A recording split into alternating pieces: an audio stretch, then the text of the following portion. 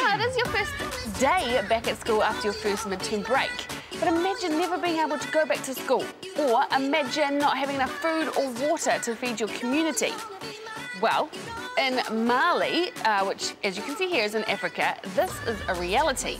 But here to tell us that we have hope is 40-Hour Famine World Vision Ambassador Sophie Rice via Skype. Hello, Sophie, how are you? Hey, good, thank you. Very good indeed. Now, thank you for joining us, because we would love to know what your job as an ambassador entails. Yeah, okay, so my job is basically going around schools and groups and talking about Mali, where I went just before Christmas, and that's where the 40-Hour Famine funds are going this year, and just kind of getting people amped up to actually do something about it, and showing them that it is a reality what's going on over there. Yeah. Now, you did go there with 3 other ambassadors. You jumped on a plane, 52 hours later you arrived in Mali. So what's Mali like?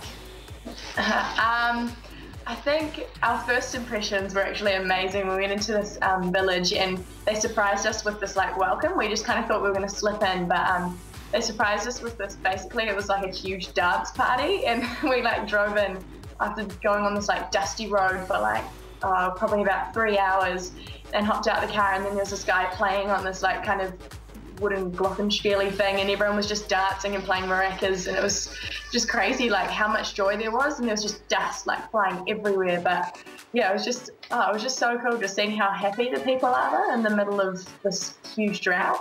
Yeah, what a great experience. Can you tell us what a day in the life is like for a teenager in Mali? I think the day would start a lot earlier than what we do, especially for me. I sleep in all the time.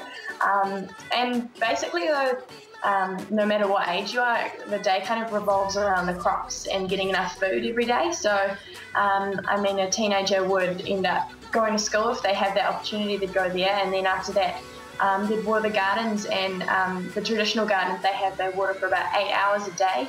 It's so dry, and then when it's time to bring the crops in, they bring them in, and yeah, they basically are always just making their crops for millet so they can eat. Wow. And you also visited a village which has been helped by a previous 40-hour famine and all the money that was raised. So how does the money help? Yeah, so the gardens are what the 40-hour famine funds are going to, and they're called drip irrigation gardens, and basically they're where there's a borehole that goes down to the pure water source that brings up enough water, and then solar panels power the borehole so that it goes and drips out the water through these little pipes throughout the garden. And it sounds so technical, but I mean the most amazing thing about it is that you know, traditionally there's the way they water their crops isn't working because there's such a heavy drought at the moment, and this new system means they don't even have to water their gardens anymore because it does it themselves, and instead of having to ration out their food like we saw in some villages, they're growing all sorts of food like papayas and mangoes and onions, and even chilies and mint to spice their food. So it's just, I guess, that freedom from the stress that the drought's brought. Yeah. And these are obvious reasons why we should be going hard out for the hungry this year. So, Sophie, thank you for being on the show and inspiring us. Just quickly, what team are you on? Team Yellow! Yes! Awesome, thank you. Time now, everybody, for those guys.